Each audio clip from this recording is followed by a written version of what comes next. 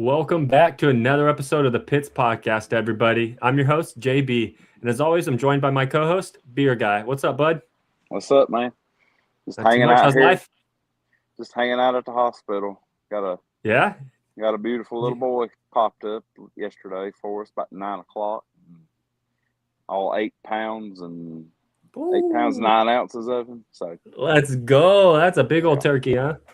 yeah. So we went in Monday night, and it was like I thought, well, we'll just go in here. I worked all day. I said I'd just go in here and hang out, and they'll start everything next morning. Nah, they come in and it went boom, and it was like, I think like 2 o'clock in the morning, she was 6 centimeters, and it kind of leveled off through the night. And then we got to about 7 o'clock and things started ramping up. And then all of a sudden 9 o'clock came and epidural wore off, and she was like, we've got to do something. And they're like, nope, you got to push. So anyway, but little man made his way in here. So him and mama's doing good. So spend a little bit of time down here and then head back up and take care of them.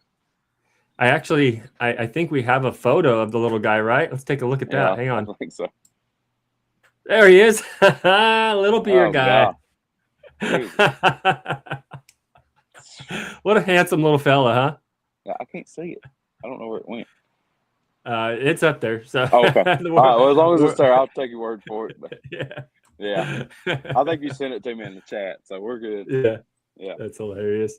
Well, our guests this week are we got 2 guests for you guys. It'll be a kind of a different episode as we normally just have one. Our first guest is going to be funny car driver Dylan Winefsky, and then following that we've got Fast Eddie Bedler. How do you say his last name? Bedler.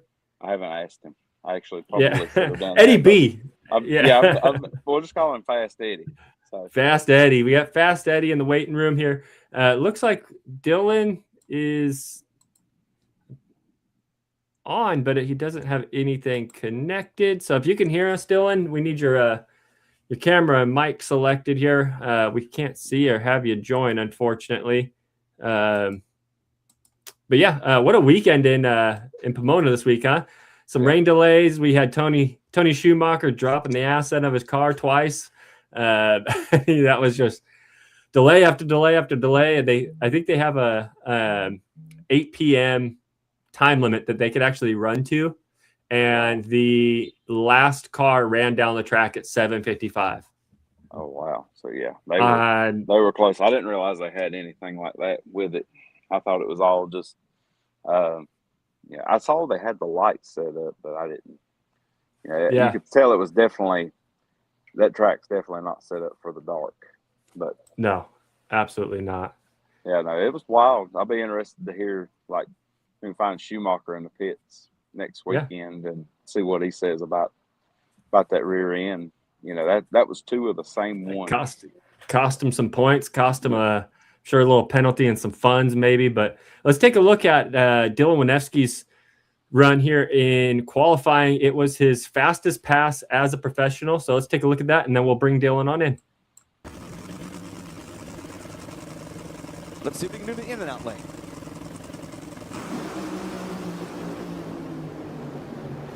Parachute out for Blake in a 4.11 at 290 miles per hour for Dylan Winefsky, and that's got the Nitro Moose team pretty happy. Dylan Winefsky up to the number 12 qualifying spot, goes around Blake Alexander. Got to tell you, it was on a better run than that too. I think Dylan might have clicked it a smidge early as it danced. Watch this. First, Blake's got a cylinder out right at the step, and then the parachute falls out. Now watch Dylan. He clicked it a smidge early as it made a move, and that's smart. No need to try to drive it. But Dylan Winefsky, that team continues to make good, strong runs. And we're back. Let's go ahead and bring Dylan to the stage. What's up, Dylan? How you doing, bud? How are you guys doing? We're doing just fine. My co-host Beer Guy just popped out a baby this week, and he's still at the hospital waiting with his mama. And we're having a good time, man. So, looks like you had a good weekend, man. You popped off your best ET of the weekend, and get poised. I felt like it sucked going into Sunday because you had to go up against Ron Capps. But I mean, the week, what was it, 2 weeks before at Gainesville? somebody, 16 seed knocked him off. So there had to be some confidence with, especially what you get down the track for the most part. Yeah. So. Yeah. Go ahead. Go ahead. No, you're good. Go ahead, man. Yeah, it was a good weekend. We had made good run on Friday. Collected about 700 feet or so, and then Saturday went to 411, and that was good enough to get us in the show. So when Q4 came around, we saw we were still in the show, so we decided just to save parts and pull out of the lanes for Q4 and waited out till first round Sunday morning. Yeah, you. I can't remember how you run. Did you knock the tires off on Sunday? I can't remember. No, we broke a piston about 200 feet, and it triggered the pan pressure switch. So it disconnected the throttle and killed the ignition. So it sucked, but all part of it. Hey, it happens. I remember it was Bristol last year. I think Austin Frock was going against Buddy Hull in the first round, and he said he felt it start to raise up in the back, and that it kicked it. It kicked it. The safety switch kicked it off, and he was just dead in the water as soon as he went to try to get back on the throttle. Yeah, it's definitely a crappy feeling when you see your competitor have problems and you're stepping on the gas and it's not doing anything. But at that point, you're along for the ride, and nothing you can do from inside the seat at that point. Yeah. How was it to be a part of the 1020 car race? Was that something special for you? Oh yeah, it was awesome. Be able to be a part of it and to be able to qualify for it, that was definitely a big confidence booster. And not a lot of people get to do what we're doing, and to be one of those people is definitely pretty cool thing. Yeah, guys like Cruz Pedregon didn't make the show. An absolute legend in his own right. So for you to be able to make the field there was really, really cool and special, I'm sure. Yeah, it definitely was, without a doubt. Yeah. So you got some local sponsors, and you do some stuff with them. You were at a Lowe's recently, right? And did some stuff with showing up to the store, meeting and greeting people, and actually got behind the register at some point. How fun is that to be able to do stuff like that in your community? Actually, it's pretty cool to be honest with you, to be able to go out and do something like that. Couple times here and there is definitely it's a good thing to be able to go out and do that. Do social activities, I guess it'd be the right thing to call it. Yeah. And, just anything to get a more God. You know what I'm trying to say. Yeah. Oh yeah. Yeah. I got you 10-4, brother. Yeah. It's definitely important to get yourself out there like that, especially being a team like yourself there. We're big fans of you here at the Pits podcast. Beer Guy and I talk about you quite often, and we love a small, gritty team. I think it's really neat that you run your shop out of your own garage. I thought it was pretty cool that they highlighted that in the show. It just goes to show testament to how much you love the sport, how much you want to be in it, because a lot of people, and maybe in your position, would go, well, I don't have the 10,000 square foot giant shop, and maybe I shouldn't be here, but you clearly showing that you do with just your belief in yourself, and I think that's really, really cool for other kids and other people to see who are thinking about getting into the sport, that don't have the giant sponsors and help like that. So kudos to you. I think it's really, really fun to watch a team like yourself that pushes themselves to the limits and knows their limit, but also pushes it and wants to see themselves strive to be better, because he said he clicked it off. You were super smart. It just shows where your mental state is as a driver, and that's really, really cool. Yeah, at the end of the day, there's some guys might argue and differ, but at the end of the day, there's no point in trying to drive the car if it doesn't correct itself with the corrections you're given in the first couple seconds. There's no point in trying to go after and chase it down all the way down the track. But a lot of guys might argue with that, but that's just the way I see it. Yeah, I think it's a great outlook on the driver in the seat. Super, super cool. So we like the name Nitro Moose. I think that's really, really cool. I like when cars have names and stuff like that. Where did that come from? So back in 2019 it was. Me and my dad were working for Terry Haddock at the time for the year, and we took a trip between Bristol, Tennessee, and Norwalk, Ohio. We had a couple days in between, so we took just a bunch of side roads through the West Virginia and can't think of the other state it was. Yeah. Came across a little town called Nitro, West Virginia, and they had an old moose lodge there. And at the time during that period, I was shorter and I was definitely a bigger kid. And one of our buddies here in town locally said that Nitro Moose would be a good name for me, and it just kind of it just stuck. And then Kevin Stith over at Stith Printing, he had his guys come up with the logo and everything, and then from there on, it took off for the better. And that's where that name came from. That's a good one. Like I said, I like it when a lot of cars or drivers have nicknames like that. You got guys like Smoke and the Snake and stuff. So it's really cool to be able to just go off of a name like that and have a moniker. Yeah, it's definitely pretty cool. And the logo is awesome. Yeah, I found the website, so I got to order, man. I like the camo Nitro Moose hat, so I got to get on there and get me one of those. So, is there any plans for you to come? I know you're mainly on the West Coast most of the time. Are you planning on coming east at all this year? We're talking about going to Indy for the U.S. Nationals this year. But the biggest thing for that's just going to be not so much the price of everything. It's just the price of diesel is going to be the big killer. If it keeps going up, then we'll probably have to postpone that trip. But hopefully it goes down a little and we can make that trip. But other than Indy, that's probably about as far east as we would go this year. Yeah, I got a 250 at home, and if we go to the drag race next weekend in Charlotte, and then we're talking about our vacations in the summer because we take our camper around. I'm like, it is going to cost me almost as much as a hotel or more just to pull that camper. And I saw your dad. Y'all loaded up a couple drums or had the tanks on the truck just to fill everything up. Yeah, we got to answer that. California prices. We had an old 55-gallon alcohol drum here at the shop, and he had some fuel points at the grocery store, and we took the drum, filled it up, got 55 gallons, and then we also took it was 20 or 25 gallons of gas for the generators, just so we didn't have to buy overly priced gas or diesel in California, and it worked out. I think we ended up with 10 gallons left over of diesel and 5 gallons of the gas for the generators left over, but it definitely worked out pretty good. Yeah, I'm sorry, I missed part of that. I'm on my phone today, so no, you're good. Somebody called me, but no, I know we touched on it a little bit with beating out somebody like Cruz Pedregon.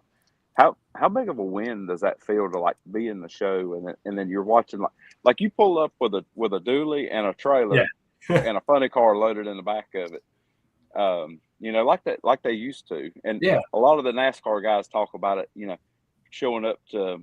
I think Dale Jr.'s first Busch race, he showed up it was a truck and an open trailer with a car on it. So just from that perspective, like how cool is it to show up? You don't have as much, and you just make the show. I won't say. I started to say just beat their ass, but that might be. No, you're good. No, it's definitely. I'm not gonna lie. It's pretty badass to be able to do that because it just goes to show that you don't need a big 53-foot semi trailer to run one of these cars out of. There's plenty of guys on the East Coast that run them out of 48-foot, 53-foot gooseneck trailers, and it just goes to show that you don't need to have the biggest and baddest to run one of these cars. You can put that money towards parts for the car to be able to be more competitive. Yeah. That one thing I was going to ask you, the chassis and body, where is that old? Because I know like Jason Rupert, his is a Force chassis. Did yours come from like DSR or somewhere like that, or where did it come from? It is actually the chassis that Robert Height won the championship with in 2019. Oh wow! Damn, that's sick. And then the body, we got it from Jim Dunn, and it used to be the Aaron's body that I think it was Matt Hagen drove. Yeah. I think it was Matt Hagan who had the Aaron's deal. Yeah. And that's the body that we have is the old Aaron's body. I got you. You're running a legendary car, man. That thing's seen some cool races. Yes, it has. Big beer guy's cutting out on us here. Yep, I think so. He's got bigger fish to fry, but yeah. There we go. He's back on. Nothing. Can't hear you, bud. He's gonna back out, and then we'll try and bring him back in here. You good? Yeah. All right. Well, let's remove him. He'll try and pop back on in just a minute. But yeah, that's super cool that the car you're running is a championship, championship car in itself. Probably gives you a little bit more extra confidence when you're climbing that thing and knowing that, it's propelled people to different heights than, most people would ever dream of. But that's really, really, really neat. Yeah. And then when we got it back in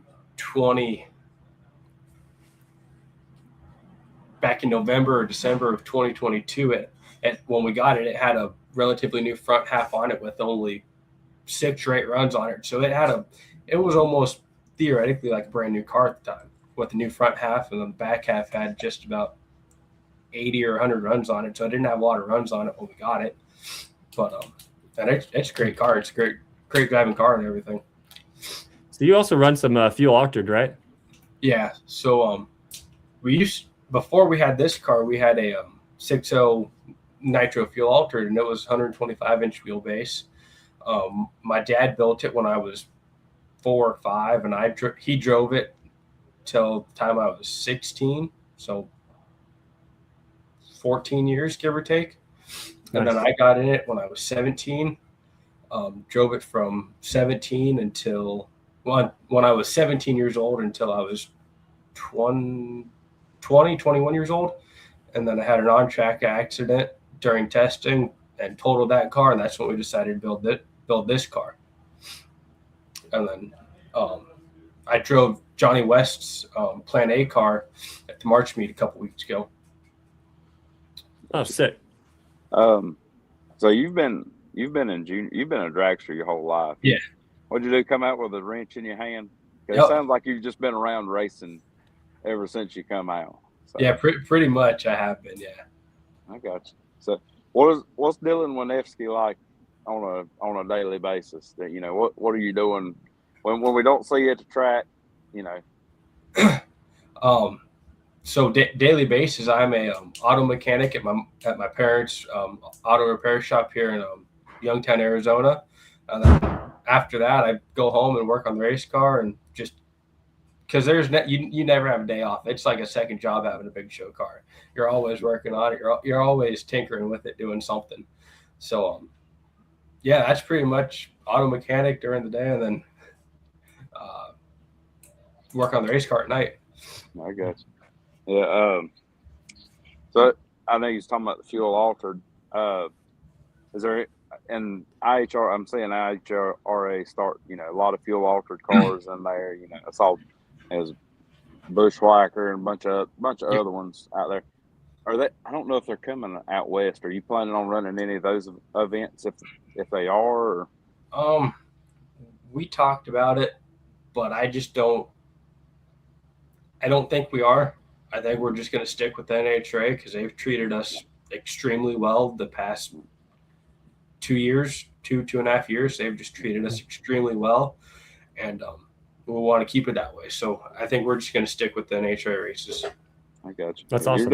You're definitely a hot topic right now. So thank you. Everybody likes what you're doing, and you seem like a very. I didn't know you like on a face-to-face basis. Yeah. I'm on the East Coast, so I don't get to see many, the part-timers that are on the West Coast. So, But maybe I can get up to the U.S. Nationals this year if baby and mama are doing good and come hang out with you. That'd definitely be a cool one to try and go to for sure, especially with it being the 75th one. Yeah, if you imagine walking in there and a lot of guys haven't won that U.S. Nationals, and you just go out there and just chop away at them and win. How big would that be for you? Like that'd be just to qualify for the U.S. Nationals. That'd be like that. Oops, sorry. That'd just be a win in my book. I mean, be able to, again, it all goes back to like Pomona, to be able to go out and qualify for a race like that and out qualify $1 million teams. There's no better, better feeling than that, to be honest with you. But if we could qualify at the U.S. Nationals and go around or two, that'd just be, I don't think there'd be words for that. Yeah. So are you actively working? You know, I think everybody's goal is to be full-time. Is that something you guys are actively working on, trying to find enough sponsor and enough backing and stuff like that? Yeah, if we could definitely find enough backing and sponsors to be able to do something like that, even more part-time, let's say 12 to 15 races a year, we would definitely do it. But like you said, just the biggest things, just finding the partners and the backing to be able to do something like that. Well, I don't know many West Coast resources, but I have looked up and got one person a sponsor in Charlotte. So. Yeah. So what's your mindset like rolling up to the line? Are you cool, calm, collected? Are you hyping yourself up in the car? You know, what's it look like inside there? Honestly, I think I'm probably the calmest person out there when it comes to getting in the car and driving one. You can ask anyone on my team, my parents, any of my crew guys, and they'll just say that I'm as calm as can be. I don't get nervous. I don't get jittery or anything. I'm just calm, cool, and ready to roll. Yeah. Yeah, that's awesome. We're going to take a listen here. We had a little soundbite from the race this weekend. I thought it was pretty cool to hear Courtney Enders talk about you a little bit. So I'm going to bring that up, and then we'll be right back. Okay.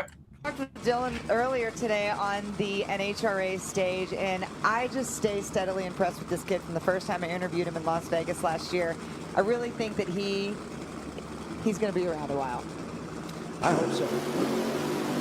I'll tell you, he's hungry. He talks about the family aspect. He's out there doing creative things to get sponsors and partners, and that's what it takes right now. You know, we come from a day where a lot of times before you could be a really great driver and have a good opportunity in a situation, but you have to figure it all out. You have to be a master of everything on the business side to it, and that's a very sharp kid who's got a lot of creative ideas to make this program work. Johnny West, Kevin Knowles on the tune.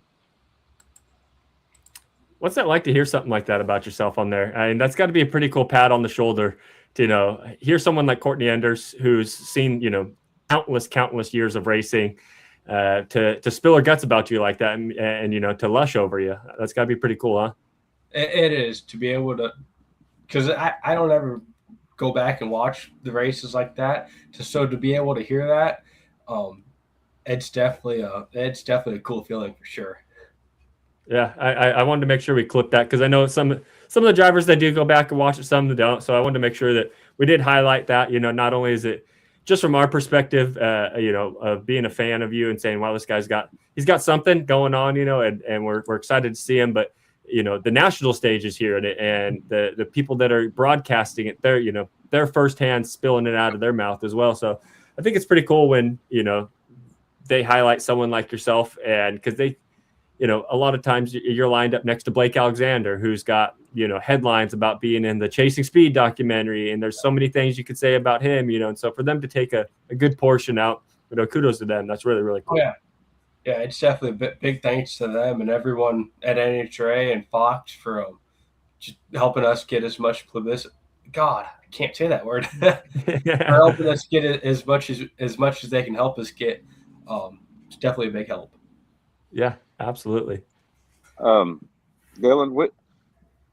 I know we've kind of been all over the place. I've been all over the place with some of my questions to you, but so getting in a funny car, is there any driver out there right now that you've kind of leaned on and asked questions to, or a certain crew member, or from any other organization that's kind of helped you guys out over the last couple of years transitioning into funny car? So as far as drivers go, obviously when it comes to the funny cars and everything, I've got plenty of people I can ask about driving an open fuel altered or something. But as far as funny cars go, I've first time I got in the funny car, Chad Green was there, and I asked him a few questions, and I'll still ask him a few questions here and there.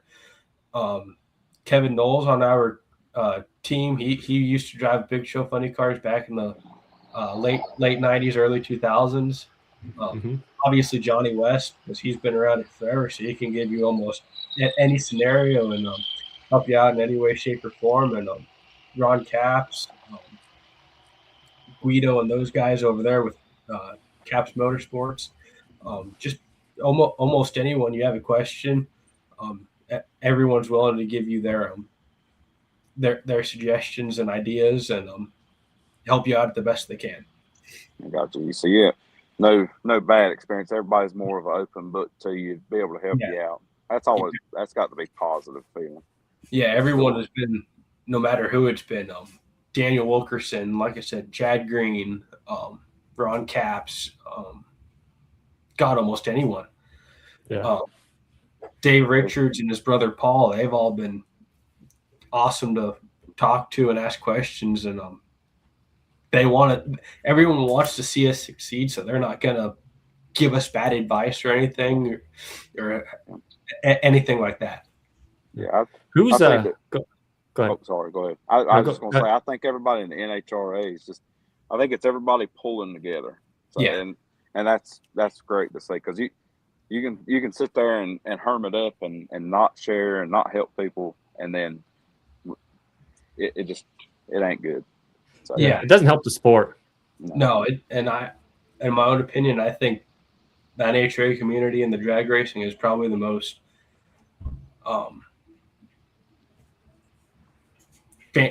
like the biggest family out of all the motorsports. I think they're the biggest, most trying to think of a good way to put it, but they're just one big family compared to a lot of other motorsports out there. Yeah, not as cutthroat. Yes. I didn't realize until last year. I don't know if you've seen the ignorance that has gotten me and to this point at Charlotte last year when I had Austin's shirt on and smashed beers like Stone Cold, and it was on TV, and then they messaged me the next day.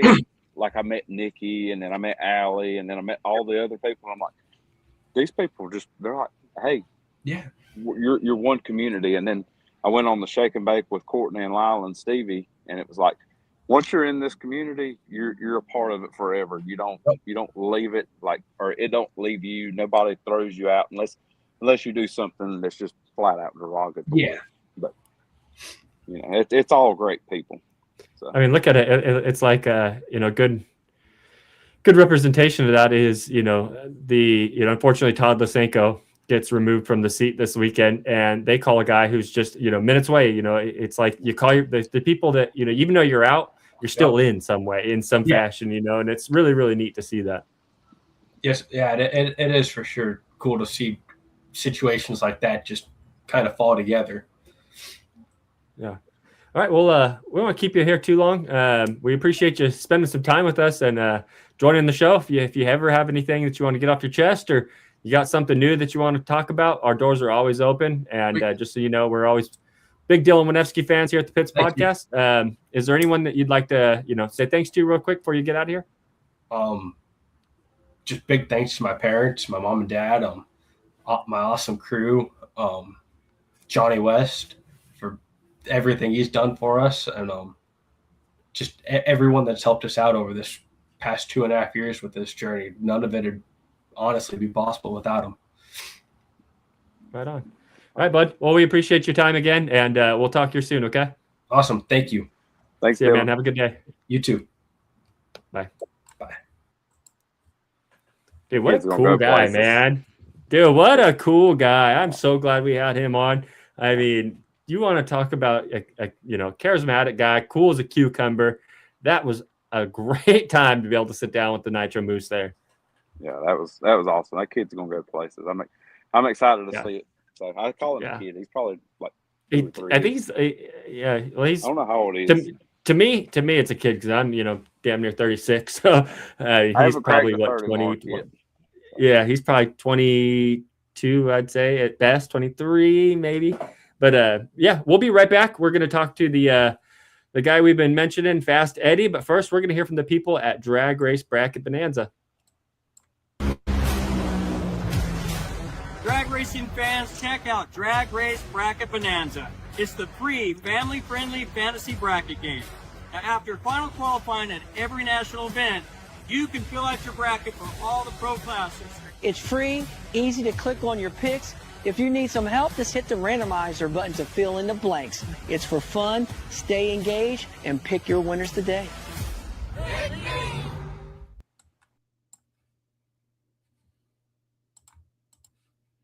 All right, and we're back. I don't know what happened to Beer Guy. There he is. We're back. We're back. All right, we're going to I spend Mondays looking at this, but I used looking at my Drag Race Bracket Bonanza, but I did not look at it this week. I hear you.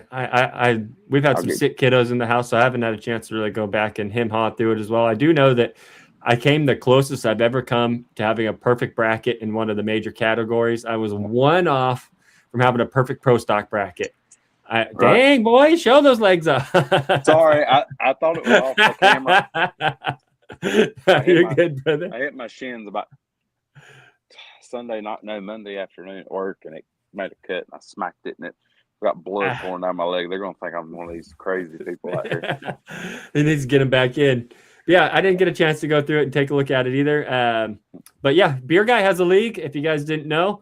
I do know that I'm in the top 8 of the top 10 now. So if you guys want to join, the code's down right there below. Make sure you are checking out Drag Race Bracket Bonanza. If you haven't yet, it's like I said, a cool, friendly family game that is free, and you get to win cool prizes. I know that there's a bajillion different leagues to join.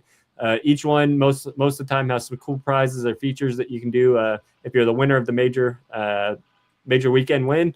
So check it out, and we're going to go ahead and bring in our next guest, Fast Eddie. What's up, Eddie? How you doing, bud? There he is. How you guys doing? Hey, we're not too bad, man. I like the shirt. Hey, thank you. I have to ask Eddie. There we go. Yeah. I'm outside the hospital. Well, I'll send you the picture, but I didn't want to post it and get kicked out of the hospital. But I did have a beer when we got her all set up the other night. I was like, listen, you're sitting here taking your drugs to stay calm. I need mine. So this is that is mine. So absolutely. But I had to ask Eddie what WFO meant. Did you really? Yeah, I did. I'm retarded. I'm an idiot. It's fine. It's fine, brother. Don't worry about it. We all have some laps sometimes. Honestly, I just kind of assumed it was, it was something, and when I found out, I was like, well, yeah, that's kind of expected that, Yeah. Yep. So tell us a little bit about yourself, Eddie. You're a bracket racer yourself, 2025 champion, and so yeah, let's hear a little bit about yourself. Yeah. So I've had that Mustang since 2005. Been bracket racing it basically ever since then. This year, obviously the best year I've had. Probably 4 wins, 3 runner-ups, probably half the finals. We ran 12 races out of the 14 that they had up there at New Media Dragway. So, yeah. So where are you located at? So I'm in Hatfield, Pennsylvania, which is like Montgomery County. We're about like an hour from Philly. Nice. Go Birds. Yeah, go Birds. Lord, I'm wedged between 2 Eagles fans today. Yeah. We've had more Eagles fans on the show now than I think I thought was humanly possible in the drag racing community. But there's a ton of them, so I'm slowly weeding them all out so I can find them. Yeah. There's a guy on Travis Shoemake's car, and he's a big Phillies fan. He loves everything Flyers, Sixers, all that stuff. So I've been weeding you guys out. And if you're an Eagles fan, I'll find you, man. Yeah. How about the Flyers making the playoffs? Yeah, bro. That last little bit on the shoot off there was, ooh, you want to talk about clinching and making a diamond, man. I was like, this team has been such a roller coaster of a whole season, and it'll be fun to watch the Subway Series between the Penguins and the Flyers there. That'll be a real fun one. I'll be locked into. Yeah, he's got his Canes hat on. Everything runs through Raleigh on the east side. So. Y'all just remember Well, that. you just wait till the Broad Street Bullies come through, man. Just wait. That was a good. I didn't get to see it, but looking at the stats, everything, it looked like it was close. It was a very good game between them. But I'm ready to hurt. I know they're going to be probably first round exit, but I'm ready to hurt, man. That's what I've been telling everyone. I'm like, it'll probably be a quick bounce, but we made it. First time in a long time. Yeah. So, Eddie, take us back. I saw a picture a while back that you drove did you have a junior dragster as a kid? Yep. So, okay. So before I had the Mustang. yeah, absolutely. So yeah, I posted that old picture. That was a good one with the original junior dragster there with the Knapp family. So I got into it when I was probably about 11. I think it was 11 years old. We got started like 1997. Dad's taken me to the drag strip since I was 2.5. So I've always been to the races, Englishtown, Maple Grove, those mainly. But yeah, I ran the car from about 97 to I think it was around 2003. Took a couple years off there before I had got the Mustang. But had 2 different cars there. My sister actually raced juniors also with me, so it was a family thing. Oh, cool. It was a 2001 and 2003. I won the junior championship at New Media prior to the Domino family that owns it now. When it was Max Naylor, you remember him? He used to have the Jägermeister car, the Pro Stock car. Great dude. So he got inducted into the Division I Hall of Fame at the banquet. So, were you a first generation? Did your dad run or anybody else before your dad drag race before, or was this just kind of Dad went and hung out and then it just kind of the bug got you then? Yeah, Dad was at the racetrack. Dad ran a little bit. He had a Mustang. He ran with somebody. He had one of these like an altered Ford Torpellini, one of those fuel altered deals that he used to run when he got out of Vietnam. He was in the war. Him and another guy they worked with put this car together, and he used to run that out here at the tracks. I got you. So y'all have a deep military. Y'all are a deep military family too. Or yeah, I guess. Yeah. Because you were thanks for in your the Air service, Force. Yeah, Dad was drafted. He was Army. I chose Air Force.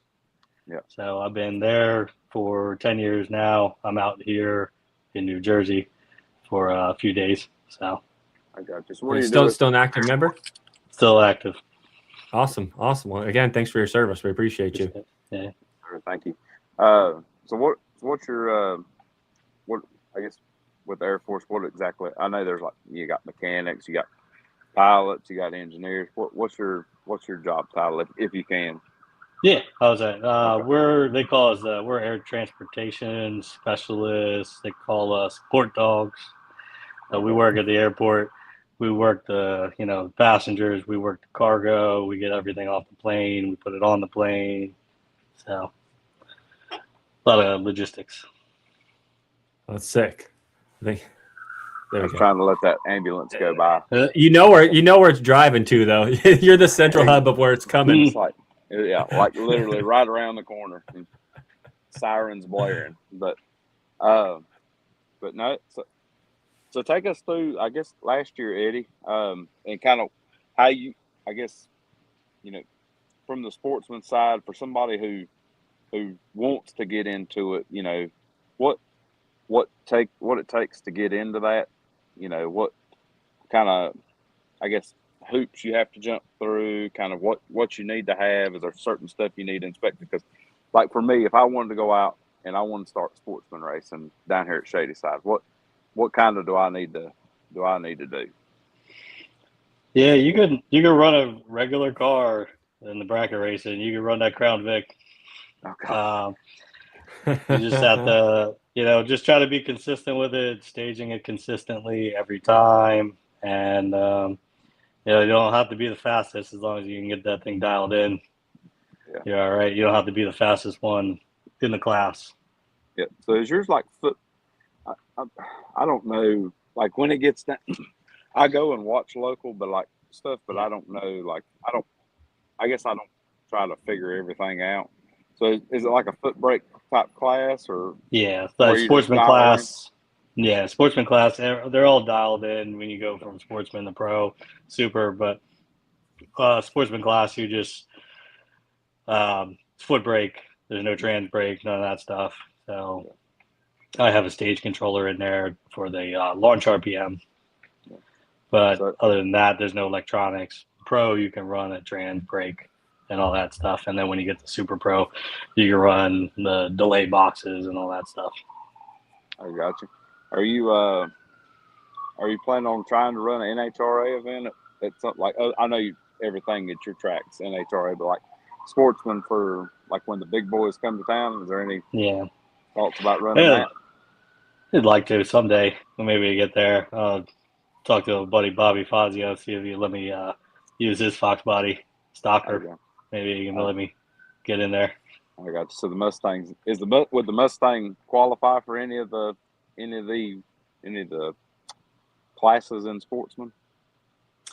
I don't know that we would qualify for any of the NHRA stuff. You know, sometimes at what used to be the Dutch Classic, which I think I'll still keep the name, but at Maple Grove, they would run the index stuff. I could probably hop into an 1150 index and run that. Super Street would be cool to do one day because it's, you're 1090. Right. I was going to say, if you could do it. Oh, sorry, go ahead. No, go ahead. I was going to say, load that thing up. Come on, bring it on down to Charlotte. I'll come hang out with you and air your tires up. Yeah. So you've had a couple different sponsors on the car, like Rod's Rod Shop, stuff like that. How cool is it to have someone, support your dream, and to be able to, give you a little bit of backing or some sort of funding? How cool is that? Yeah, it definitely help. Any little bit of help, if it's not even, money, we're just helping out work on the car when I can't work on the car. Rob has been great with getting stuff done for me when I can't get it done. So I can take it down to the shop there. He does a lot of hot rod stuff. They give him grief because he's a Mopar guy, but he's working on a Ford. But he does a great work down there. Him and his other guy, John, his wife, Erin, that helps out with the stuff too. Great people. Scott's Transmission's been with me since 2010. He's always done transmissions for me from the AOD that I originally had in there to the C4, C5 that I have in the car now, the 3-speed. He's right in Lebanon. It's a couple hours away from me, but he helps me out with that stuff, which is really helpful. Yeah, that's super cool to be able to, like I said, we didn't got the time to be able to find to do that stuff, but it needs to be done to drop it off into some competent hands and know that, it's going to be able to be gone through and taken care of whatever needs to be done. Yeah. So where does the name Fast Eddie come from?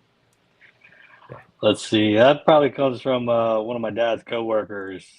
He used to call Dad at work when he was working the night shift, and he used to call every time I answered the phone. He called me Fast Eddie. Okay. So we originally just had to go with that for when we had the first junior that we had, to have Fast Eddie on it. Yeah. Well, you were fast. You won a championship. Now you're a two-time champion now, right? Or multiple? So I won two with the junior up at the track there. One with the Mustang. Okay, I got you. When now does that I'm kind of unfamiliar with the younger ranks and stuff. Do you get a little Wally, or like what kind of trophy does that come with? Yeah, everybody does it a little differently on what they give out trophy wise. I got very fortunate that year was the 50th anniversary for NHRA. When I won the championship, they gave us Wally for that. That's so cool. Very cool. Sometimes it's just regular trophies. So everybody does it a little differently. So, yeah. But yeah, the 50th anniversary Wally, that's super cool. I mean, look, I know. Who would have thought, 75. Man? And so look where we are now. 75 really ages us, huh? When you look at those milestone numbers, I'm going. I have a. Let's see if I can show it in the back. Yeah, I've showed Beer Guy, and you see right there. I have a bag from the Nitro Mall from the 50th anniversary. So that's the only thing I have. So nowhere near as cool as having a 50th Wally. Yeah, trying to get a 75 if we can. I was going to ask you, are Are they going to have the 70? Are they going to have the diamond wallies at your track this year? Yeah, I'm The little waiting. smaller ones. But Yeah, I'm waiting to hear. Obviously NHRA they got the bigger wallies on down to the regional level. They get a little bit smaller, but same diamond wally. So I was fortunate enough to win one last year at the NHRA TV, which was the last points race. They had the king of the track. The before that, where they do a runoff between all four classes: bike, sportsman, pro, and super pro race against each other for the king of the track. So I'm waiting to see when those events are going to be, and we'll try to hit some of those and see if I can get another wally. yeah, that's going to be one of the questions I asked you. When does your season start? Because I know down here, like everything's starting to ramp up. I think next month we've got King of the South down here, so all of the buzz is starting to happen, but it's just kind of temperatures are finally starting to get to where they're tolerable and they're not as inconsistent. Down here. Same in Pennsylvania. Very inconsistent weather. 80 one day, 50 another day.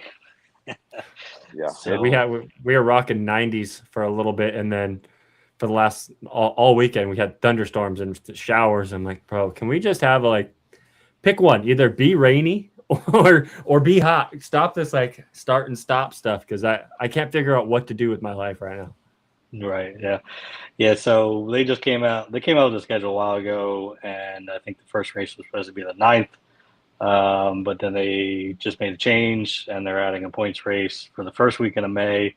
So we're gonna see if we can try to hit the first 3 races with my schedule with the military. I'm probably gonna miss a couple. We'll see what happens. See how the summer shakes out, and just like to qualify and get out to bracket finals. That's always the goal. Try to get there and try to go to Vegas. Ooh, that'll be a fun one, huh? Definitely. It's always a nice track to run at. I've never actually seen. I've seen it in person, but never actually been there for a drag race event. Yeah, I passed by, drove through, saw it from afar. Seeing the Air Force Base out there in Nellis when we were out in Vegas. Yeah, pretty cool layout there.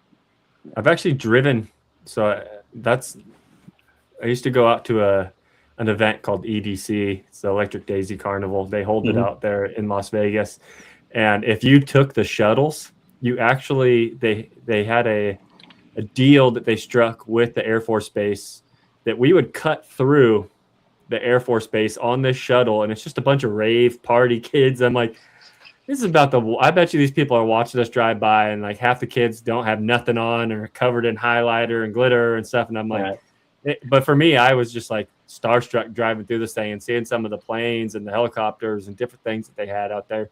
It was super, super cool to be able to see that firsthand. A lot of fighter planes out there. The Thunderbirds are based out of Nellis, which is pretty cool. Yeah, it was really, really fun. I worked in NASCAR, and they buzzed the top of the grandstands when they come to. They were really. They looked so low.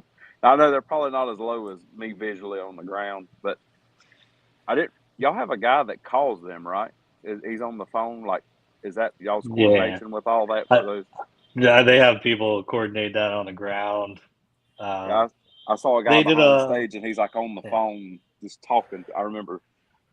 Yeah, there was a special on Netflix covering how they train these guys up to do the flyovers, NASCAR, the football games that they do flyovers, because usually it's not us, but Atlantic City has a guard base here, and they usually do the flyovers at the Eagles games and those events.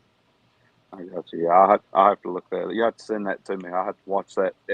Probably about 3 o'clock in the morning when little man decides to wake up. He was up all night. There is cool to see in person. I got to work. I was volunteering at the air show this past year at McGuire, and the Thunderbirds were there, so I got to see a little bit of that, and that's awesome to see in person.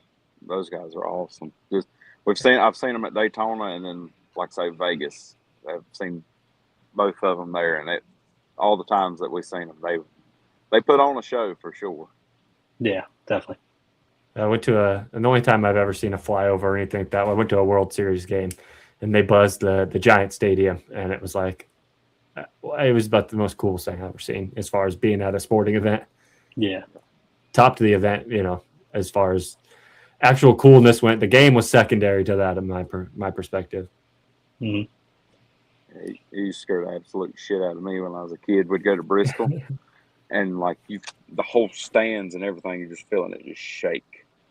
I'm like, nah, what is that? Or is everything about to fall in? Yeah, that's awesome. Well, we appreciate you supporting the show, man. That you're always Absolutely giving us shout outs and tagging us and posting us and things. And it's people like you that will keep this podcast going. We're super thankful to have you as a fan and as a friend now to the program. And you know, our doors are always open for you. If there's anything that you ever want to say or get off your chest, that's what I tell everyone that comes on the show. If you ever got something you want to say, our doors are open. Just, you know, give us a little tap and let us know. All right. We need to ask Eddie what his Mount Rushmore is. I feel like he's very versed in the drag racing world. Mount Rushmore. I mean, you got to have John Force up there. That's a must. Yeah.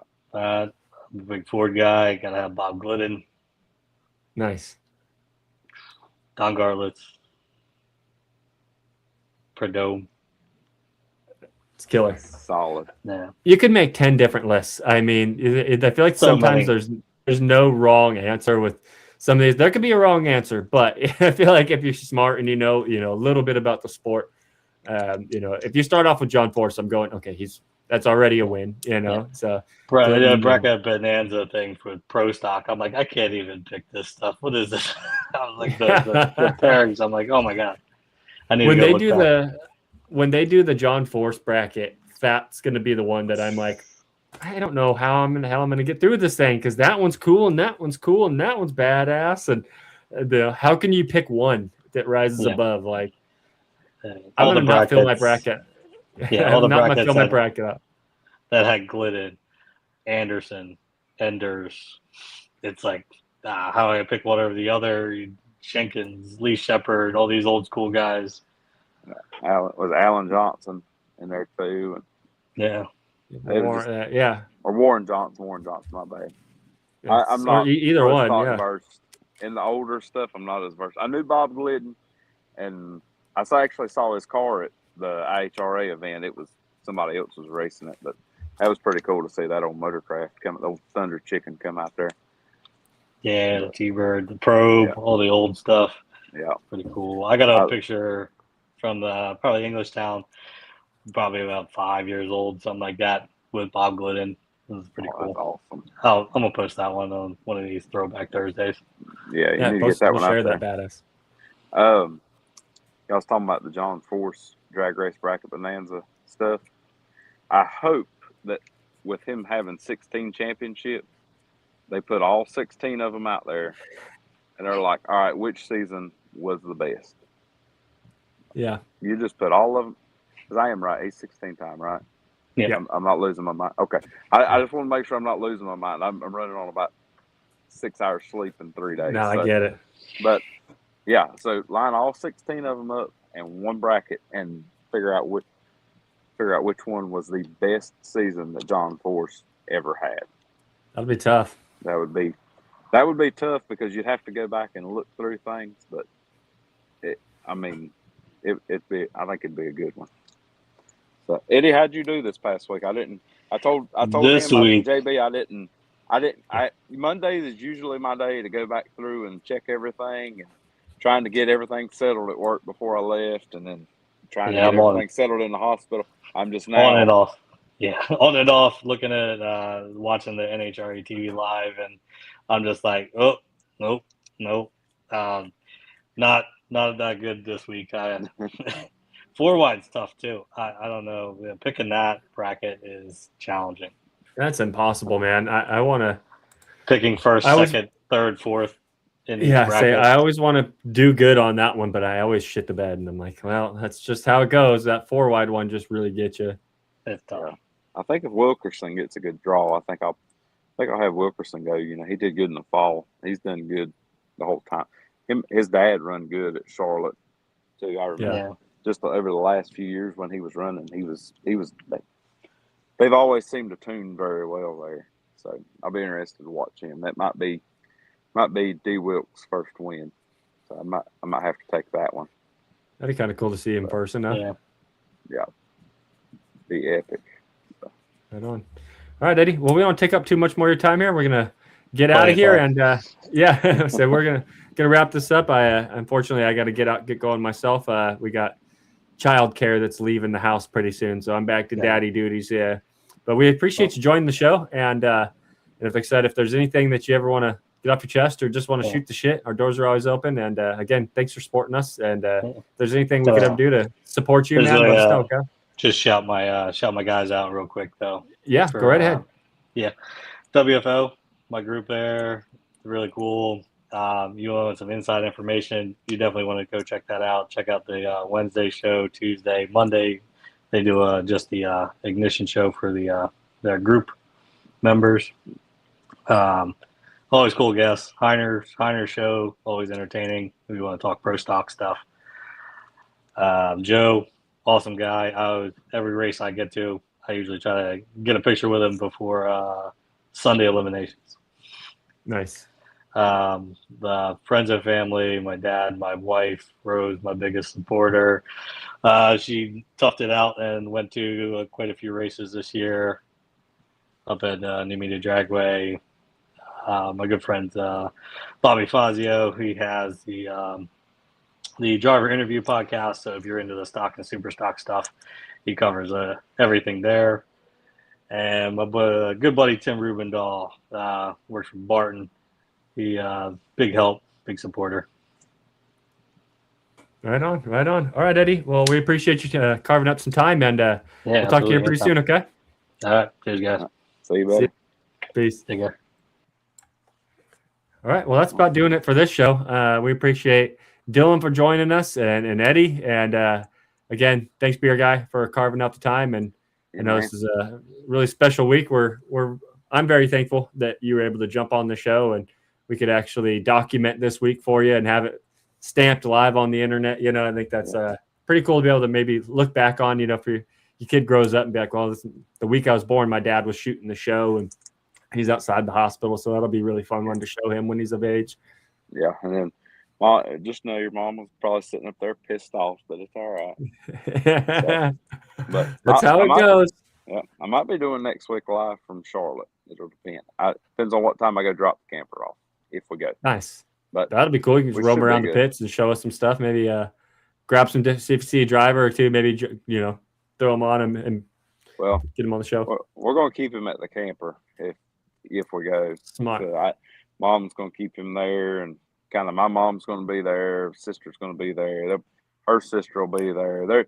There's enough people, and during the day he's right. Well, so far every day he's going to change, but so far, man, he's just sleeping, eating, seeing the milk lady, and dad's just kind of picking up. And I did get my first golden shower though from I didn't get hit with it, but it was just when I was like, all right. My wife she started laughing and she's like, I got to go.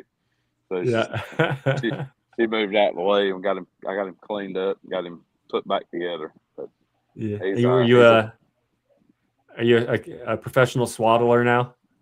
I wouldn't, a semi-professional. The guy that showed us, I swear, was the absolute great, because we're getting ready to leave the hospital. They're doing like the final checks, all that stuff. And he's like, I stopped him. I'm like, hey man, I watched you swaddle our son this whole week and was so impressed and was just like, can you show me how you're actually doing that? Like, can you stop and like break it down for me? Yeah. And this guy set me up for the greatest swaddler that my son could ever want, man. Every time I'd tell my wife, like, no, I got this one, man. This guy crushed it. We actually, my son got sick when he was like 2, and we took him to the hospital, and the emergency room doctor was that same doctor. And I was like, brother, let me tell you, but it was at a completely different hospital too. So it was like just by chance, and I'm like, I just want you to know, man, I took that knowledge and ran with it. When I got home, I was like, I didn't let anybody else swaddle that kid. Yeah.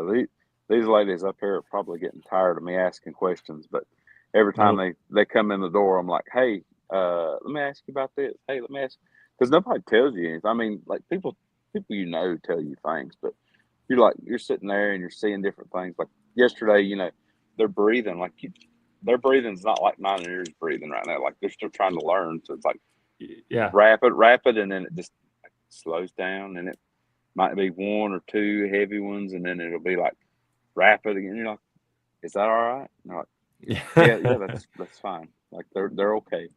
So, but ask as many questions as you got, and take as many diapers from the damn hospital as you possibly can. Well, when we left, they had all the diapers that they had like been using.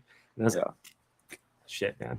Yeah. The problem is they gave us was newborns, and the pediatrician come in there today, and she's like, you probably need to go to ones on the diaper. I was like, yeah, all right, let's go. I'm like y'all, can y'all bring me some?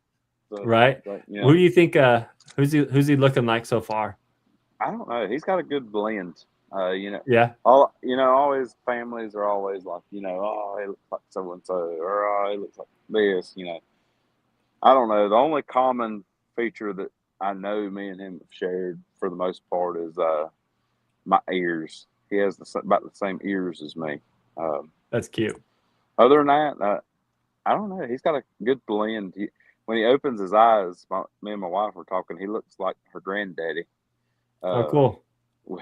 Without his glasses on, so it's like it's kind of funny. But other than that, I don't really know. I mean, like I say, we'll see as time goes on. He'll show more distinctions. I got like a little, I don't know what you call it. It's like a little nutsack chin. Yeah, butt chin. Butt chin. Yeah, he's got a little butt chin. He's got a little butt chin. He's got dimples like me. But other than that, I don't know. Honestly, if you had never pointed that out, I've never noticed that until just now. It always looks like you're just like the way your beard blends with the color. I would have never have guessed that. Like every one of them in the hospital has done the same thing today. They were looking at past 2 days, they were looking at his chin. And it's like, his mom has a little bit of one, but mine's more distinct than hers is when you look hard. Yeah. But if you don't look, you don't see it because my beard keeps it covered.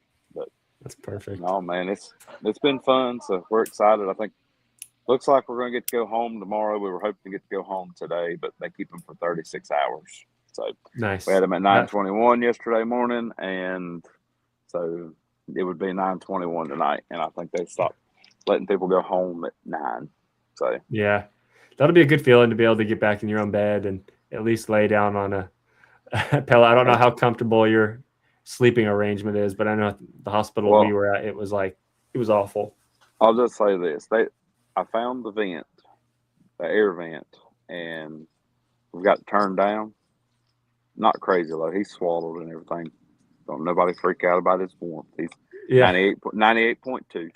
But they check every hour, trust me. Well, not quite every hour, but it's enough.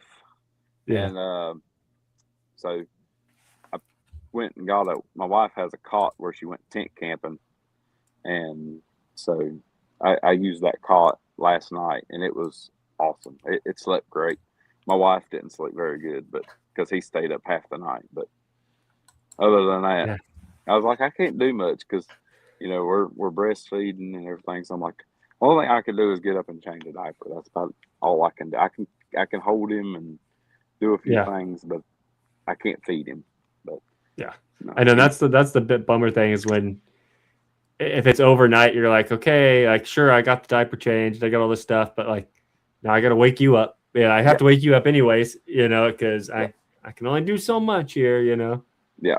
So hopefully I put him down in the bassinet. My mom was up there for a little bit, and I think she left. But she was going to try and rest a little bit. Hopefully he's up there still resting. So I'm going to go up there and check on them here. I'm going to grab me a drink on the way back up from the cafeteria, and I'm sure the Hitler, the check-in down here is going to ask me where's my visitor's badge, even though they give you these armbands. I hate that was the worst. I think I told you we had our boy during COVID, and it was like I tried to bring my wife flowers into the hospital. I went out and went home and showered, and they were like, you can't bring stuff out. You can't bring something from outside in. I'm like, dude, you think these damn flowers are going to contaminate this whole hospital? Like, I'm trying to bring my wife. She just gave birth, and I'm trying to bring her some flowers. Come on, give me a break here. Yeah. It was terrible. Yeah, they're awful, man. I couldn't imagine during COVID and having a child and everything else. That had to be. I was talking to the lactation lady today, and she was just telling me about some of the horror stories of that. I was like, yeah, no, I'm glad we're past all that stuff. But, yeah. Right on. Well, I don't want to keep you too much more longer here, man. Go up, see your baby boy, go love on him, and give Mama our love and support. And if there's anything we can do, give me a holler, all right? All right, brother. Sounds good. We'll see you next week. All right, guys. Yeah, we'll see you guys next week. Take care. Peace.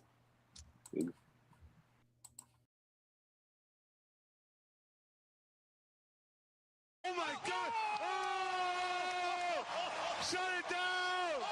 Let's go home. It's a wrap, dude. That is a wrap.